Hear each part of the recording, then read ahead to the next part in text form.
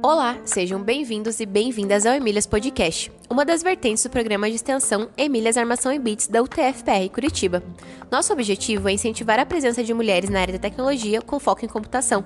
Em nossos episódios quinzenais, damos voz a diferentes mulheres que compartilham conosco suas experiências e trajetórias. Desejamos que as narrativas aqui contadas possam servir de incentivo a todas que quiserem fazer parte desta área. Esperamos que gostem! Olá, eu sou Adolfo Neto, professor da UTF-PR Curitiba. Hoje estamos aqui com Karine Liut. Ela é engenheira de software na Collective Health. Quem vai entrevistar ela comigo é a professora Maria Cláudia Emer, coordenadora do programa de extensão Emílias Armação em Bits. Tudo bem, Maria Cláudia? Tudo bem, Adolfo. Feliz em estar aqui mais uma vez, para um episódio do podcast do Emílias. Muito legal. Você não dá aqui, a gente gravou 2 episódios, aqui recentemente, mas esse aqui faz tempo que você não vem aqui. Então, seja bem-vinda ao Emílias Podcast. Karine, tudo bem? Tudo ótimo, Adolfo. É um prazer enorme estar aqui. Muito obrigada pelo convite. Nós que agradecemos. Então, vamos lá, A primeira pergunta que a gente tem feito é como você se interessou pela computação? Olha, Maria Cláudia, no meu caso foi assim, eu acho que nasceu comigo esse instinto da computação. Eu sempre, desde criança, sempre fui apaixonada pela área de tecnologia, sempre gostei muito de videogame, de computador, mas quando eu era criança eu não tinha tanto acesso a essas coisas, Mas foi algo que nasceu comigo, assim, então desde sempre eu fui interessada por essa área de computação e tecnologia. Legal, então, Karina. Bom, aí para saber um pouquinho mais a respeito de você, Então, qual é a sua formação na área? A gente viu que no seu LinkedIn, parece que você tem 3 graduações: administração de empresas, ciência da computação e design digital. É isso mesmo? É isso mesmo, Maria Cláudia. O que acontece? Eu sempre fui apaixonada por estudar. Mas quando eu terminei o ensino médio, eu não tinha tantas condições assim de bancar um curso de computação. E na minha cidade, como eu sou do interior do Espírito Santo, não tinha tantas oportunidades assim. E o que aconteceu foi, eu tive a oportunidade de cursar administração, fazer bacharel em administração. E essa acabou sendo minha primeira faculdade. Só que a computação estava ali no coração, Sempre esteve ali no coração. E o que aconteceu foi, quando eu estava quase me formando, eu consegui uma bolsa para estudar computação na capital Vitória. E aí eu fui para Vitória para fazer o bacharel em ciência da computação.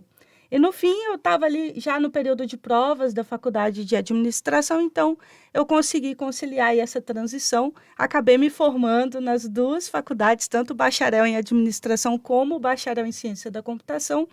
Só que o que aconteceu? Uma vez eu fui no Meetup, enquanto eu estava estudando computação, e o Meetup era sobre Design Thinking. E esse foi o meu primeiro contato com a área de UX Design, com design. E aí eu me apaixonei. E aí o que aconteceu? Quando eu terminei o bacharel em ciência da computação, eu fiz uma pós-graduação na área de design digital. E me formei também aí em design digital, que é uma coisa que eu sou apaixonada. Então design digital foi uma pós. Foi uma pós, exatamente. Então, uma curiosidade, você é de que cidade do interior do Espírito Santo? Eu sou de Linhares, Espírito Santo. Fica aí a 2 horas de carro, 2 horas e meia da capital Vitória. Já ouvi falar. E outra curiosidade é que você falou o termo meetup. Você pode explicar para quem, por acaso, estiver nos escutando, não saiba o que é um meetup? Claro, meetup são encontros com poucas pessoas, vamos dizer assim, que estão interessadas num assunto específico. Por exemplo, esse que eu fui, que era sobre design thinking. Na época eu nem entendia muito bem o que era design thinking, mas eu pensei, parece interessante, eu vou. E aí eu cheguei lá, encontrei outras pessoas e teve um palestrante ali que falou sobre criação de produtos pensando no usuário. Mas existem vários outros assuntos que podem ser discutidos no Meetup. Por exemplo, um Meetup que acabou que depois eu mesma produzi junto do time da empresa que eu trabalhava, era o Vue.js Vix, que era um Meetup sobre Vue lá em Vitória, na capital. E também foi muito bom, foi uma experiência ótima, assim. Então, o Meetup é isso. Legal. Eu passei um ano nos Estados Unidos, entre 2014 e 2015, e eu participei de vários meetups, que era uma região que tinha muitos meetups, né, de Python, de JavaScript, de Java, de Clojure, foi bem interessante. E eram assim, encontros, tinha 20, 30 pessoas às vezes, né? Geralmente eles faziam lá dentro de alguma empresa que tivesse assim um auditório, né? E tinha bastante comida de graça. Essa é a parte boa. A gente vai fazer um aqui na UTFPR Curitiba, mas não vai ter comida Como de vai graça. ser a parte da comida? Como isso aqui só vai ao depois que já tiver acontecido, já Sim. não vou... Sim, claro. Não vou estar desestimulando ninguém, mas não vai ter comida de graça, infelizmente. Quem sabe numa Algum próxima lanchinho, edição. às vezes, né? Ainda consegue. A Vamos tentar. a professora Marina Groschhaus, que nós entrevistamos aqui, ela organiza os petiscos de ciência. Olha! E aí tem comida. Tem comida, Não, aí a curiosidade é que nos eventos dela, a comida é antes, né? Nos meetups, geralmente é depois. É depois ou numa pausa meio. ali no meio, exatamente. Às vezes tem ali 2 palestras, então faz uma, aí come e depois tem a outra. E, Karine, eu vi aqui no seu LinkedIn que você trabalha numa empresa chamada Collective Health, né? Traduzindo seria Saúde Coletiva, cuja sede fica em São Francisco, Califórnia, Estados Unidos, que é a região ali do Vale do Silício, né? Na verdade, a principal cidade, o Vale do Silício fica ali, são várias cidades ao lado, ali em torno de São Francisco. E você trabalha remotamente, então eu vou fazer 2 perguntas. A primeira pergunta é, você gosta de trabalhar de forma remota? Eu amo. Acho que essa é a melhor resposta. Eu amo trabalhar de forma remota, pela liberdade que o trabalho remoto nos dá. Eu poder trabalhar de qualquer lugar, para mim, é uma vantagem enorme, gigantesca, porque eu amo viajar.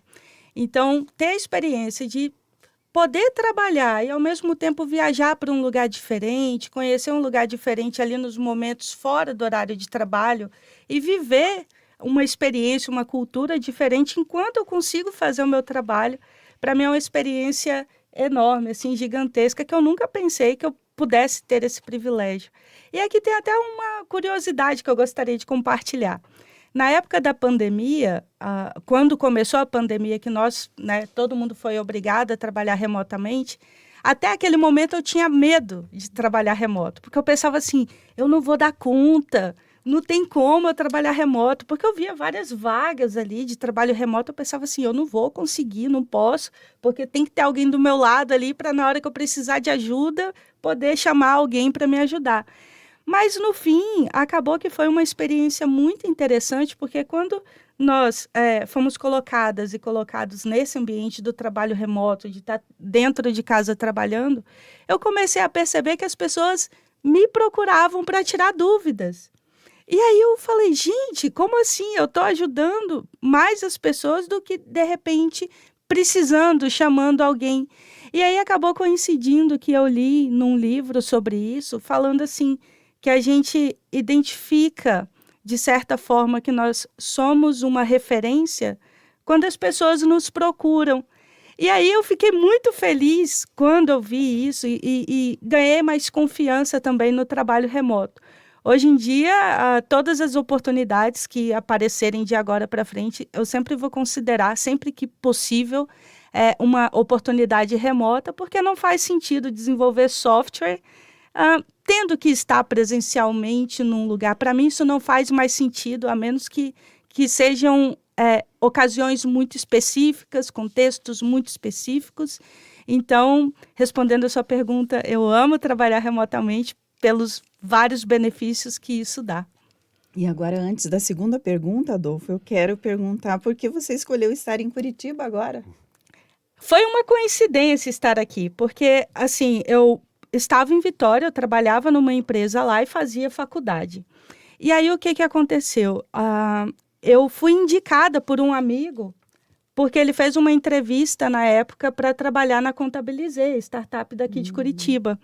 E aí, no meio da entrevista dele, a recrutadora perguntou, você tem alguém para indicar? E ele disse, tenho, a Karine. E aí ele me indicou. E aí acabou que nós viemos juntos para Curitiba, porque nós dois passamos na entrevista e começamos a trabalhar na Contabilizei. Acabou que eu saí de lá, fui para a Collective Health depois de alguns anos, e foi uma experiência incrível trabalhar na Contabilizei, mas aí eu preferi ficar por causa do frio. Eu amo frio, tem gente que não gosta, mas eu amo frio, amo a qualidade de vida e as coisas que a cidade proporciona. E aí eu até brinco com a minha mãe, que minha mãe fica, mas você trabalha remoto, então volta para o Espírito Santo. Eu falo assim, mãe, não, vai ser daqui para fora. Legal saber. A gente já entrevistou aqui a Stephanie Dionísio, episódio 85, né, que foi nossa aluna aqui. Hoje ela trabalha na Espanha, aí ela faz, quer dizer, tem um termo para isso que você faz, né, um pouco, nômade digital, né, que vai para a cidade, depois fica um tempo em outra cidade, né. Exato. Mas você tem uma base, né, que é Curitiba, mas você gosta de trabalhar em outros lugares. Por enquanto, mas o meu objetivo é não ter base nenhuma. Eu nem tenho muita coisa, eu sou uma pessoa muito minimalista, né? As minhas coisas cabem em 2 malas de 23 quilos, assim.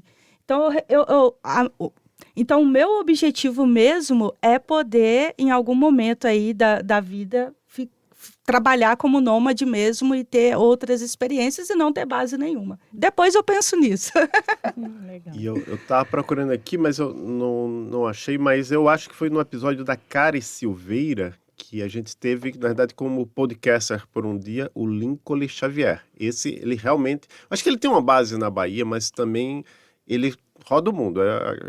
Nesse momento eu não sei onde ele está. Ele estava lá na América Central, Panamá, essas coisas. Ele viaja o mundo. É bem interessante acompanhar a vida dele lá no Twitter, no Instagram, porque ele está sempre fazendo coisas interessantes. E a segunda pergunta... sim, eu tratei desse tema também, porque se você for lá no Twitter, no X, e acompanhar as pessoas desenvolvedoras, de vez em quando esse tema surge, né? Até porque agora algumas empresas que permitiram trabalho remoto durante a pandemia, agora estão dizendo, volta para o híbrido, 2, 3 dias. Aí tem muita gente revoltada também com esse retorno forçado, né? E eu acredito que com razão. Já vou deixar a polêmica no ar. Não entendi. A razão das pessoas ficarem revoltadas. A razão da revolta, de fato, porque, sinceramente, eu acho que não faz sentido. Com certeza é uma discussão muito ampla essa, mas eu acho que tudo se baseia ali no processo de confiança, na régua que você coloca ali no período de contratação. Então, quando você contrata excelentes profissionais de excelência, que têm uma régua altíssima, não tem por que você trazer a pessoa para o escritório para se certificar de que ela está trabalhando. Uhum. Então, para mim não faz tanto sentido, então eu acho que a revolta das pessoas desenvolvedoras é totalmente racional e faz sentido. E a segunda pergunta é como é que você chegou nessa posição de Lead Software Engineer ou Engenheira de Software Líder? Então, eu acho que foram vários pontos de decisão da minha vida que acabaram me trazendo até esse ponto que eu estou agora de ser Lead Software Engineer em uma empresa que tem base lá na Califórnia. E também uma série de, talvez, vitórias e fracassos, vamos dizer assim.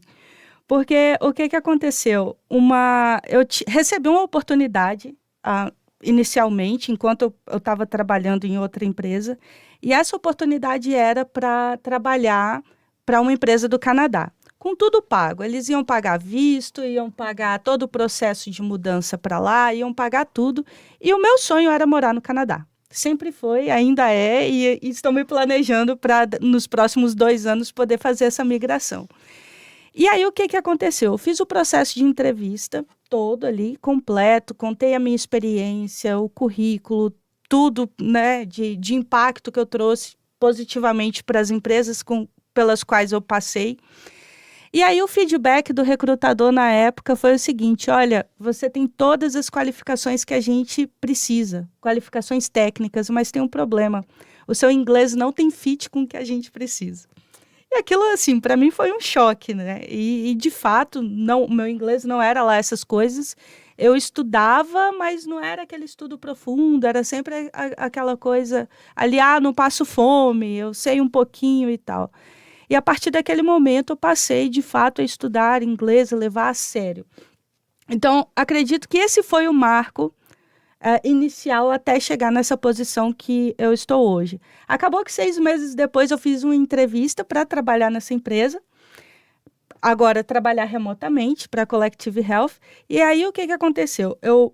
A empresa que eu trabalho é a Collective Health, mas através de uma empresa que fica baseada aqui no Brasil, que é a Extended Team.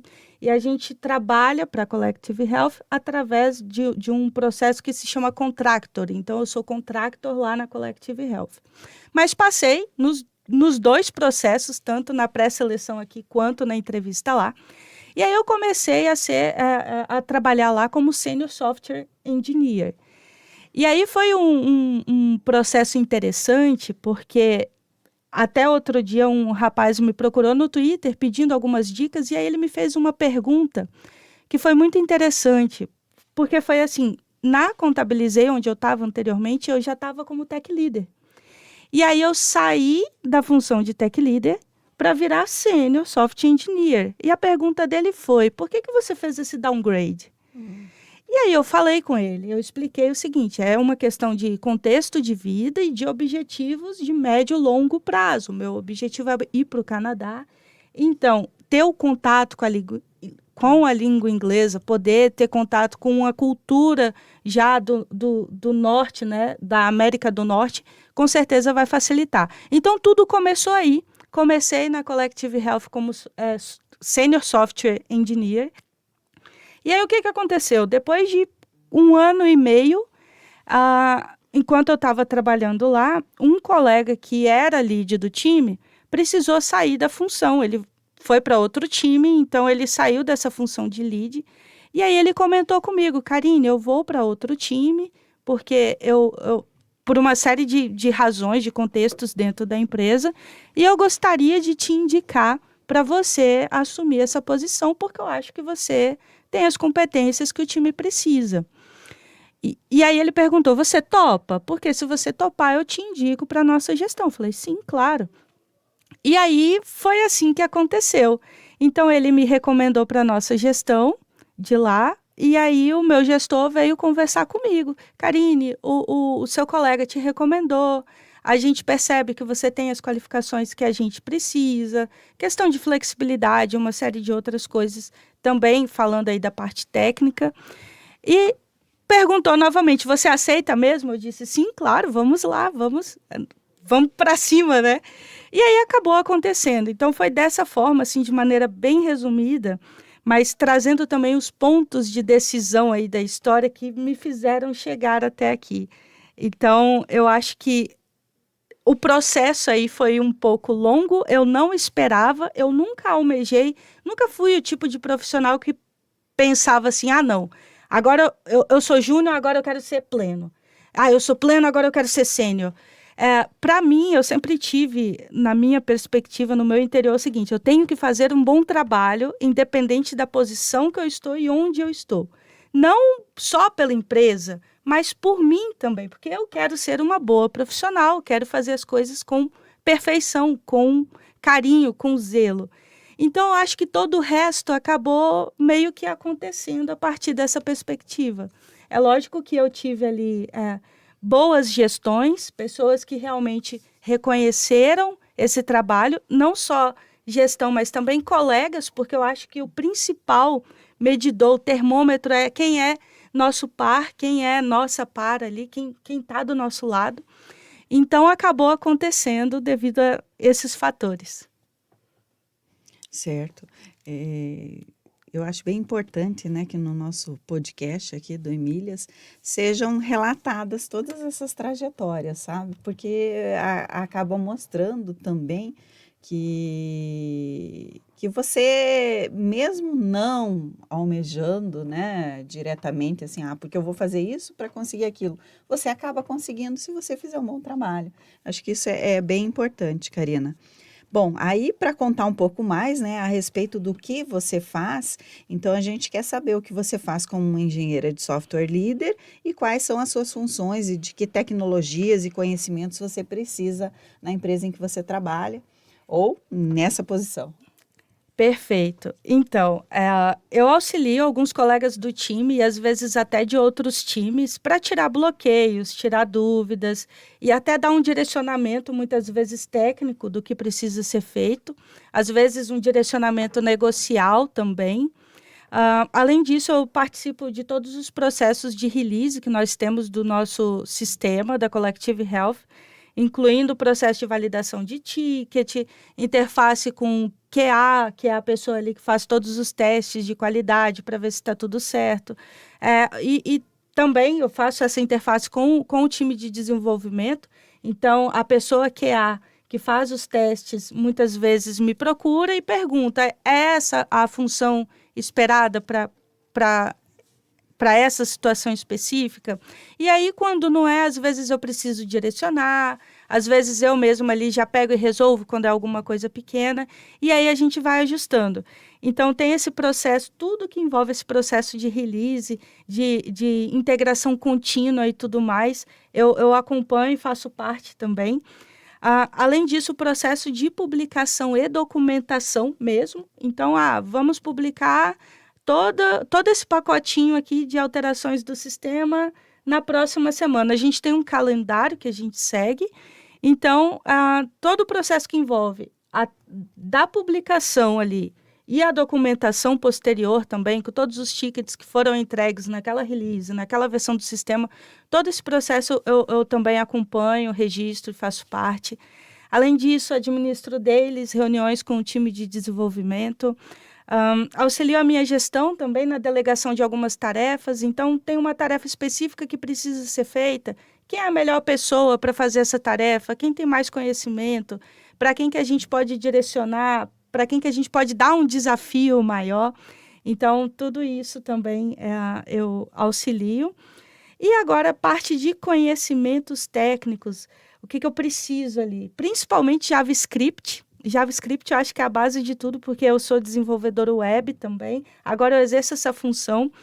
Já trabalhei como full stack, como back-end, mas agora eu estou 99% front-end. Então, JavaScript é fundamental. E por que JavaScript? Porque quando eu entrei, por exemplo, na Collective Health, a vaga era para trabalhar com React. Mas aí a minha primeira atividade foi num projeto que era em Svelte.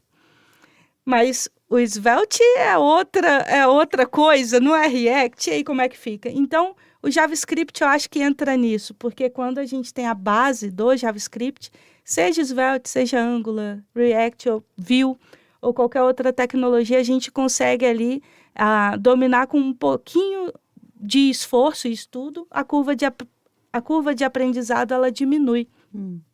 Então, o meu primeiro projeto lá foi em Svelte, aí depois o segundo foi React, não, foi em AngularJS, aquele primeiro. Então, eu trabalhei também num projeto que tinha esse código legado. Além disso, outra tecnologia bem interessante que eu acabei vendo só lá é o Xstate, que é utilizado junto do React ali, e aí finalmente sim, eu também trabalho atualmente com React. Esses outros projetos foram projetos pontuais. Além disso, outras competências são as competências mesmo relacionadas ao desenvolvimento web. Além do JavaScript, o HTML, o CSS, as bibliotecas de user interface que a gente precisa dominar, conhecimento e integração contínua para todo esse processo de deploy, de release e tudo mais. E, por último, mas não menos importante, eu acho que o mais importante é o inglês. Então, o inglês eu acho que foi a capacidade técnica que me fez chegar a essa posição e de fato, desempenhar todo esse trabalho. É bem interessante. Eu anotei aqui alguns termos que você falou, né?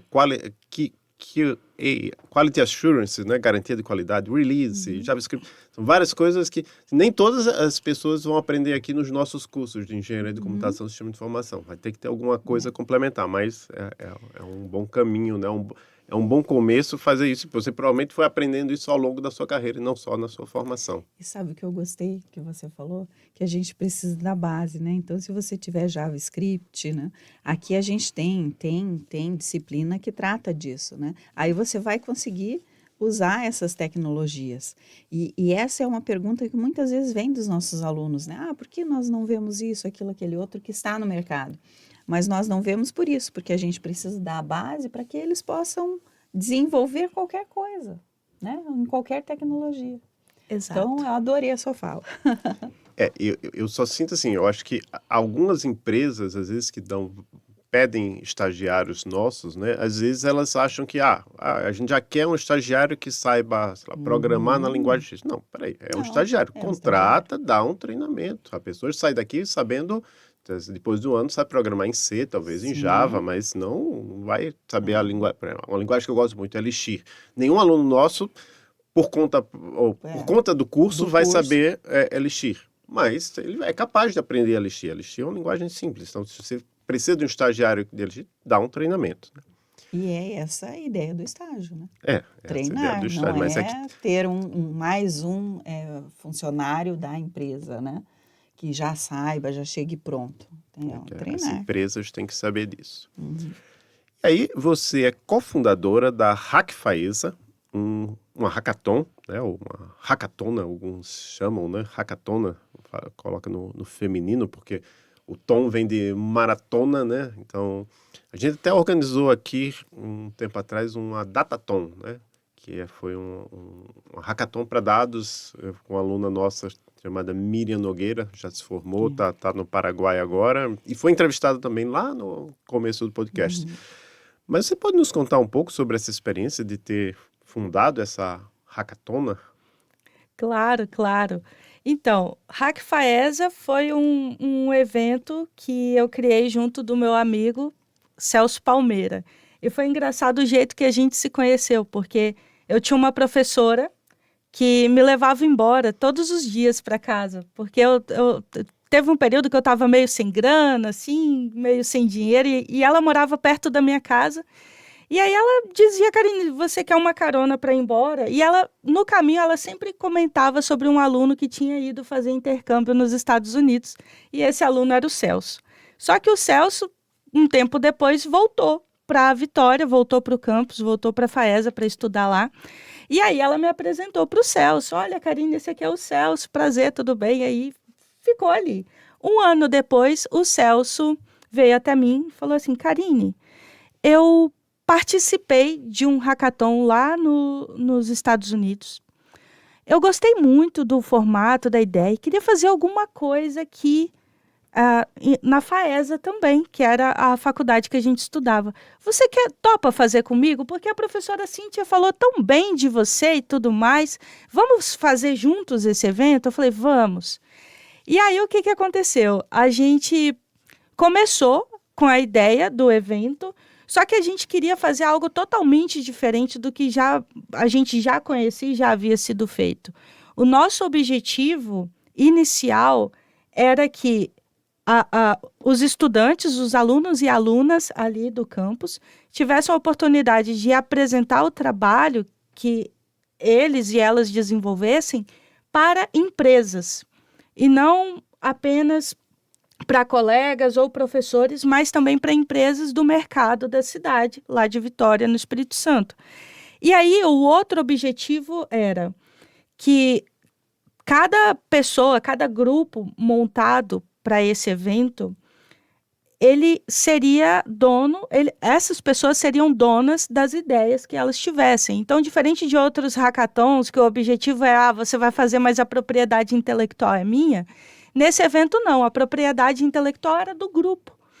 E aí, como que a gente fazia? A gente colocava 5 temas, e aí as pessoas podiam se dividir em grupos de 3 a 5 pessoas para desenvolver alguma solução com base nesses temas.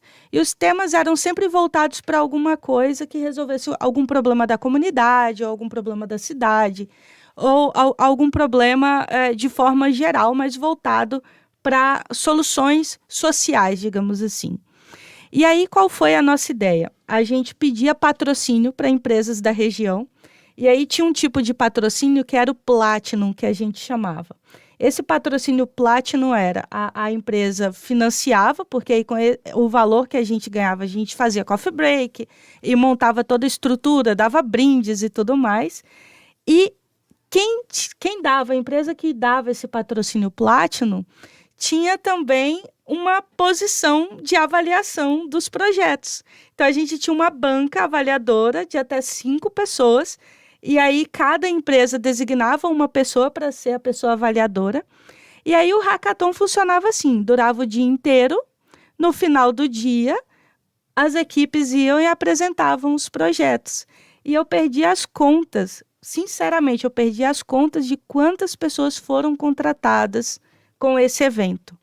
Às vezes, aconteceu um caso, inclusive, de um time apresentar uma ideia, e aí a pessoa que estava na banca, avaliadora, falou assim, eu quero vocês todos na minha empresa.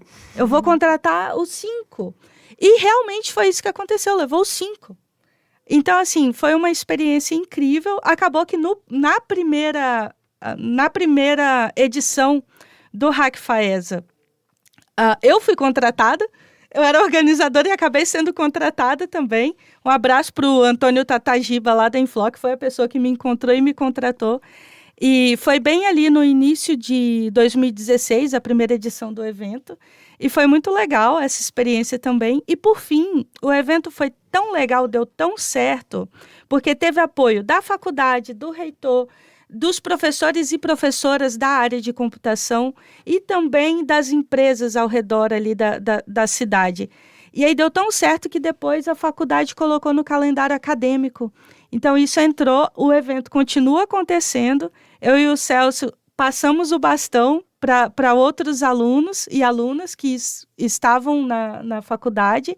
E aí é um evento agora recorrente, ele está no calendário acadêmico, alunos e alunas apoiam, ajudam a organizar, e aí esses alunos e alunas depois vão passar o bastão e assim por diante. Então, foi muito legal, foi uma experiência incrível e acredito que enriquecedora não só para mim, mas também para muita gente que participou. Muito bom. Certo. E passando aí para uma outra parte, né, do nosso episódio, você enfrentou dificuldades na escola ou no trabalho por ser mulher? Bom, sempre. Sempre. Assim, na escola, falando do período escolar como um todo, eu acho que minha maior dificuldade foi ter interesses um pouco diferentes, muitas vezes, do que os professores e professoras passavam ali. Então, um exemplo, assim, totalmente fora da área de computação, mas lá ainda no ensino fundamental e médio, aquela questão, as meninas aqui vão jogar queimada, vão jogar handball e os meninos futsal. E eu queria jogar futsal, mas eu não podia porque eu era menina e eu ficava, gente, como assim? Então, eu acho que essa foi a minha primeira barreira, assim, falando do período escolar ali, porque por ser mulher, muitas vezes a gente tem sempre alguém tentando dizer o que é melhor para a gente, né? Então, essa foi a primeira barreira, vamos colocar assim, no período escolar. Mas depois, conforme o tempo foi passando, já na fase adulta, já na fase profissional, tive outras experiências, outras dificuldades por ser mulher. E uma que eu mais me recordo assim, é relacionada à deslegitimação. Eu dizer algo, dar uma sugestão e outra pessoa invalidar, simplesmente porque eu sou mulher. E aí a gente tem que trabalhar muito aquela questão assim, dar umas carteiradas, vamos dizer assim, mas então, eu estou falando isso com base nisso, com base nesta referência, neste conhecimento que eu adquiri aqui, neste outro ponto aqui, é por isso que eu estou sugerindo esse ponto X aqui. E aí, lógico, foram situações isoladas, mas elas aconteceram. E, por fim, uma coisa que várias vezes, né, dentro dessas situações aconteceu foi a gente ir por outro caminho e ter que retornar e voltar àquele ponto. Eu nunca fui do tipo de pessoa que disse assim, eu avisei, você tá vendo aí, agora você me ouve. Mas aí eu voltava... Mas dá vontade. Com certeza, dá muita vontade. Mas aí eu já ia de novo. Então, lembra daquela sugestão? Vamos lá, vamos por esse caminho agora? E aí a gente voltava e ia por esse caminho. Mas, ao longo da minha carreira, essas experiências foram poucas, mas eu já vi isso acontecer com outras colegas de profissão, a ponto de apontar mesmo algumas coisas. Por exemplo, eu tinha uma colega de profissão num trabalho que ela era a pessoa que organizava tudo, ela já estava na mesma função há vários anos, ela estruturou todo o setor, todo o processo dentro daquele setor, e teve uma situação onde o gestor dela saiu da posição. Naturalmente, ela era a pessoa mais qualificada para aquela função. Só que o que aconteceu? Chamaram um gestor homem de fora do mercado para colocar, para ela ensinar o gestor, para então ele gerir ela e o time. Então, assim, é uma coisa que não faz sentido. E eu acabei apontando isso para ela e, por fim, ela acabou saindo da empresa. Ela viu que realmente não fazia sentido, foi para outro lugar e hoje está muito mais feliz. Mas é legal e é interessante essa pergunta, porque às vezes a gente não percebe. Muitas vezes eu já ouvi isso, eu nunca sofri machismo, eu já vi mulheres falarem isso. Mas é porque muitas vezes a gente não percebe. Mas tem situações, e há um caminho sem volta quando você começa a descobrir e detectar essas coisas, que aí nos traz para um senso crítico, e esse senso crítico nos faz tomar algumas ações ao longo da vida. Então, obrigada por essa pergunta, e eu acho que a gente tem que, sim, se ligar um pouquinho nessas coisas, nessas dificuldades que às vezes nos são impostas, e a gente tem que fazer algo. E considerando tudo isso, você participa de algum grupo de apoio para mulheres na computação? Tem 2 que eu participo, não ativamente como eu gostaria, mas que são grupos que eu estou sempre olhando, vendo eventos, vendo mensagens ali, que tem o Tech Ladies, que inclusive eu conheci aqui em Curitiba, em um meetup que eu fui, e o outro é o Dev Girls Espírito Santo, que é um grupo de WhatsApp que a gente tem de mulheres lá do Espírito Santo, da área de tecnologia. O Tech Ladies eu não sei exatamente se ele tem algum link compartilhável, mas dá para achar alguma coisa na internet a respeito. E o Dev Girls tem um link de invite, o Dev Girls Espírito Santo. Depois eu posso passar para vocês para colocar aí na descrição do episódio. A gente já entrevistou aqui a Vanessa Roman-Keith do Tech Ladies. Legal, maravilha. E alguma mulher te inspirou em sua carreira? Várias. Não só da área de computação, mas também de outras áreas. E eu trouxe algumas até para citar. Acho que a primeira delas é a Roberta Arcoverde, que é uma pessoa assim, que eu acho incrível, uma profissional que eu admiro muito. Nunca tive a oportunidade de conversar com ela, de vê-la pessoalmente, mas eu pretendo fazer isso num evento que vai ter em Florianópolis esse ano. E aí tem vários motivos, tanto pelo profissional dela, eu gosto muito de ouvir alguns episódios do podcast Hipsters, que ela participa. Ela traz pontos de vista muito interessantes. Não só isso, mas também em relação à questão da sexualidade dela, que ela traz de maneira muito aberta. E é uma coisa que eu me identifico muito também. Então, é uma pessoa uma profissional, uma mulher que me inspira muito. Outra que me inspirou durante o início da minha carreira, que foi minha mentora no meu primeiro emprego, foi a Camila Calazans, que é uma mulher que me ajudou muito durante o início da minha carreira. Ela dedicava muito tempo dela para me ensinar as coisas, para me trazer para o mercado de um jeito muito bonito, assim. Então, é uma pessoa que me inspirou, que me inspira até hoje. Outra pessoa também que me inspira é a Marta, jogadora de futebol. Marta, eu estou até aqui agora usando uma camisa que tem o nome dela. Eu acho que ela abriu muitas portas de muitas maneiras. Ela é um exemplo de profissional e jogadora de futebol, pessoa como um todo, que eu admiro muito, porque ela abriu muitos caminhos para muitas meninas, para muitas mulheres.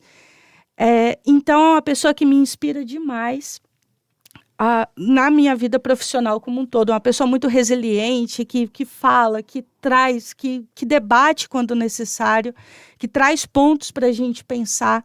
Então, é uma profissional que eu admiro e me inspirou muito também ao longo da minha carreira. Ainda me inspira, apesar dela estar agora finalizando a carreira dela no futebol. E também a minha ex-esposa, durante o período que nós estivemos juntas, foi uma pessoa que me inspirou e me incentivou muito a chegar aonde eu estou hoje. Então, uma pessoa que teve um papel muito importante ao longo da minha jornada, e também a Sheryl Sandberg, que é uma autora que eu super admiro, que traz conteúdos aí muito relevantes, principalmente para nós mulheres. Então, é outra pessoa que me inspira e também me inspirou muito aí ao longo da carreira. Certo. E o que você diria para meninas ou mulheres que estejam pensando em seguir carreira na computação? A primeira coisa que eu digo é não se compare. Você não pode se comparar com outras pessoas. Por quê? Você não está no mesmo contexto que elas, você não tem a mesma vivência que elas. Então, não se compare e respeite o seu processo de aprendizado, respeite o seu processo de conhecimento. E se você for se compare com você mesma, de 1 mês atrás, de 2 meses atrás, de 3 meses atrás, e olhe o quanto você evoluiu até o ponto que você está agora. Então, para quem está começando e pensa assim, não, mas vai ser difícil, não, mas tem lá a pessoa X que já está lá na frente, eu ainda estou aqui e eu não consigo, eu acho difícil. Todos os problemas, eles são passageiros. A partir do momento que você passa de um problema e descobre outro, aquele que era um desafio para você, que parecia enorme, se torna bem pequenininho. Então, a primeira coisa, o primeiro conselho que eu dou para as meninas é não se compare. O segundo é que, no fundo, a gente sabe pelo que nosso coração bate. A gente sabe o que a gente quer. Então, o segundo conselho é siga a sua intuição, não ouça comentários negativos e vá atrás dos seus sonhos. Porque, parafraseando até a própria Brené Brown, que ela traz isso, uma frase do Roosevelt no livro dela, A Coragem de Ser Imperfeito, ela fala o seguinte: muita gente está te julgando da arquibancada, enquanto você está lá na arena lutando. Então, não dê ouvidos para quem está te julgando. Você é que vai para o campo de batalha, você é quem vai lutar. Então, esse é o meu segundo conselho. Não ouça essas pessoas, não ouça comentários negativos e, de fato, vá à luta e faça aquilo que, no fundo, você sabe, pelo que seu coração está batendo ali, o que você quer de verdade. E aí, terceiro conselho é que, se eu fosse ouvir todo mundo que dizia o que era melhor para mim, eu não teria realizado nem metade das coisas que eu já realizei na minha vida profissional, que eu nem sonhava, inclusive, em realizar. Mas aqui estamos. Então, assim, o terceiro conselho é, por mais que as pessoas sejam bem intencionadas, muitas vezes elas não têm uma vivência tão ampla, não possuem experiências de vida que vão além daquele contexto que elas sempre estiveram. Então, tenha senso crítico sobre quem você vai ouvir, para qual conselho você vai acatar, porque isso também é importante. Veja quem está falando primeiro antes de ver o que a pessoa está falando. Então, isso também é importante. O quarto conselho é faça conexões, vá a eventos, porque isso com certeza vai te colocar em outro patamar. Citei aqui como exemplo o Hack Faesa, que mudou a minha vida, mudou a vida de outros colegas de faculdade. Então, vá a eventos, faça conexões, porque isso é fundamental para a gente ter uma carreira de sucesso. Pelo menos foi para mim e eu acredito muito nisso. E o último conselho, eu acredito que é o mais importante para todas as meninas e mulheres, porque todo mundo passa por isso. Vai com medo mesmo. Porque a gente fica com medo, às vezes, não vou me candidatar para essa vaga, não vou fazer esse curso, não vou nesse evento, porque não me qualifico, porque eu tenho medo. Todas essas questões que envolvem síndrome de impostora. Mas já dizia um professor meu, Lorival, ele dizia que os maiores atos de coragem foram feitos sob intenso medo. Então, vai com medo mesmo, que tudo vai dar certo. Muito bom. Então, a gente está quase chegando ao fim. Tem antes o momento de indicações, onde a gente pede para a nossa entrevistada indicar algum livro, filme, série, podcast, quadrinho, qualquer coisa que seja da área ou não, que você queira indicar para os nossos e nossas ouvintes. Eu vou começar indicando algumas coisas, já que você falou. Em primeiro lugar, eu quero saber qual é esse evento aí que a Roberta Ragofedo vai estar em Floripa. Acho que ela já esteve num evento do Emílias, né? Sim, já. Lá, muitos anos atrás, ela veio aqui, ministrou palestra. Foi muito boa a palestra dela. Mas eu estou organizando um evento em Fortaleza em 21 e 22 de setembro, o Elixir Fortaleza Conf, quem estiver ali na região. Infelizmente, a comunidade de Elixir, assim, a comunidade de desenvolvedores de software tem poucas mulheres, a de Elixir menos ainda. Né? Mas então, se for mulher que estiver assistindo, escutando, apareça lá. Né? Uma série que eu já assisti 2 temporadas e começou agora a terceira é Only Murders in the Building. Não tem nada a ver com tecnologia, mas tem um podcast. Os personagens principais, os atores são Steve Martin, Martin Short e Selena Gomez, aquela cantora. E eles fazem um podcast, né? É uma série de mistério, descobrir quem matou alguém, né? Só que aí eles fazem isso fazendo um podcast. Eu achei isso interessante. Um podcast que eu descobri recentemente chama Sociedade da IA. Eu descobri porque uma das apresentadoras é a Camila Souza, que é mestra lá pelo Centro de Informática, onde eu também fiz mestrado. Então, é um podcast sobre esse tema que está na moda, né? IA, inteligência artificial. E eu fiquei sabendo também essa semana da existência de um podcast e vai ter também um evento, que não é esse de Floripa, mas é um evento chamado Devs 40+, para pessoas com... Claro, eu acho que só os palestrantes são 40+. As pessoas que vão assistir podem ser de qualquer idade, claro, né? Mas... e já que você falou do Canadá, tem uma série que eu já indiquei até aqui, que se chama Ame-a ou Deixa Vancouver. Tem uns episódios lá no YouTube, de graça, e tem também nos canais de TV por assinatura. É interessante porque eles ficam mostrando umas casas maravilhosas ali na região de Vancouver. É interessante que tem umas temporadas que não são em Vancouver, né? Mas o nome é Ame ou Deixa Vancouver. Mas umas casas maravilhosas e super caras também, né? Que esse é um problema. Para quem estiver ouvindo, assim, se quiser fazer doutorado no Canadá, sei que mestrado é mais complicado, porque mestrado geralmente paga, mas doutorado, a pessoa geralmente recebe bolsa, né? E tem vários professores brasileiros, professor eu não me lembro agora nenhum, mas professor eu tenho certeza que tem vários e que querem alunos de doutorado. Inclusive acho que tem uma aluna nossa, acho que Bianca Mineto Lapolião, foi aluna nossa no interior. Ela está fazendo doutorado lá no Canadá, então eu tenho uma lista de vários professores de engenharia de software que trabalham no Canadá. Então, se alguém quiser morar no Canadá, mesmo que por um tempo fazendo doutorado, através dessa lista você chega nas pessoas e a pessoa geralmente tem alguma bolsa. Mas, ok, falei demais, agora é a sua vez, Karine, de dar suas indicações. Bom, vamos começar então por esse evento, vai ser o DevCon Feature. É um evento voltado para pessoas em cargos sêniores ou de gestão da área de tecnologia e vai acontecer lá em Florianópolis. Estou me organizando para ir, espero encontrar Roberto Arcoverde pessoalmente lá. Além disso, eu trouxe algumas indicações. Foi difícil colocar só uma, então me desculpa, eu trouxe algumas, porque são todas essas indicações de alguma forma mudaram a minha forma de pensar e mudaram a minha vida. E eu vou começar com a primeira, que são os livros Geração de Valor 1, 2 e 3, do Flávio Augusto da Silva. Ele fala muito sobre empreendedorismo, mas também sobre como pensar fora do senso comum. Então, são livros fantásticos, abriram minha mente. Eu comecei a ler e entender mais sobre os conteúdos do Flávio Augusto quando eu comecei a faculdade de computação, lá em 2014. Então, são livros que eu super recomendo, Geração de Valor 1, 2 e 3. Além disso, ele tem o Ponto de Inflexão, que é um livro mais recente, maravilhoso. Além disso, deixo também como recomendação o livro Faça Acontecer, da Sheryl Sandberg, que ela traz muito a questão das mulheres no mercado de trabalho. Aí ela coloca reflexões que nós, mulheres, muitas vezes a gente não percebe quando a gente está inserido num determinado contexto.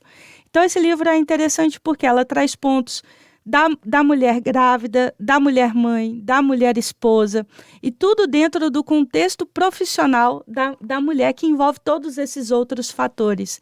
É um livro fantástico e eu acho que todo mundo, independente de gênero, deveria ler. Além disso, para todas as lideranças, pessoas que almejam liderar ou ter empresas, tem um livro que mudou completamente a minha maneira de pensar em relação à liderança, que é o Reinventando as Organizações, do Frederic Laloux. Eu acho que esse livro mudou, assim, da água para o vinho a minha vida profissional depois que eu li. E é um livro que eu super recomendo e o autor traz pontos muito interessantes sobre as organizações, no geral, como elas funcionavam desde a pré-história até os nossos dias, e o que vem agora, de agora para frente. Então, ele fala muito sobre o próximo estágio da consciência humana, a relação das pessoas com a vida profissional, com o consumo. Então, é um livro excepcional e toda pessoa que almeja algum cargo de liderança precisa ler. Outros livros que não são... Para quem quer uma indicação mais técnica, tem também o livro Refactoring, do Marty Fowler, e também o Não Me Faça Pensar, do Steve Krug. O Refactoring é voltado para código, é um livro muito bom que nos ajuda a entender melhor como refatorar código, como deixar o nosso código melhor. E o Não Me Faça Pensar, do Steve Krug, fala muito sobre essa parte do UX, de pensar no usuário. E eu acredito que é um livro que toda pessoa desenvolvedora precisa ler, independente se é front-end, se é back-end, se é full stack. Então, independente da área. Então, esses são os conteúdos de livro que eu recomendo. E eu vou deixar também o meu Instagram, Karine Liutti, e o meu Twitter, que também leva o meu nome. No meu perfil eu falo muito sobre essa questão de carreira na área tech, trago alguns pontos. Ele está passando por uma reestruturação agora, mas em breve vai ter várias novidades lá. Então, quem quiser me seguir e falar comigo lá, fica à vontade. Eu amo conversar com as pessoas, amo dar ideias, dicas, sugestões, mentoria. Então é só chamar que a gente conversa. Então é isso, essas são as minhas indicações e é isso, muito obrigada. Muito bom, Karine. Agora a gente chega ao fim de mais um episódio, mas vejo que foi um episódio muito legal, né? A gente teve uma conversa aqui que conheceu um pouco da sua trajetória. E, além disso, adorei os pontos que você colocou ali para as meninas, né? A gente sempre pede, porque é importante motivá-las e atraí-las para a nossa área. E muitas vezes esses pontos não são somente para a nossa carreira, né? É de uma forma geral. Então, acho que isso é bem importante. Então, queremos agradecer a sua presença aqui conosco, né, no Emílias Podcast. E se você quiser agradecer alguém, mandar um abraço para alguém, fique à vontade. Agradecer primeiramente a vocês pelo convite e em segundo para quem ficou aqui até o final ouvindo a gente. Muito obrigada. E o meu abraço especial vai primeiro para o Antônio Tatagiba, como eu comentei, que foi a pessoa que me descobriu. Acredito que a partir daí a minha vida profissional mudou completamente. Então, um abraço especial para o Antônio Tatagiba.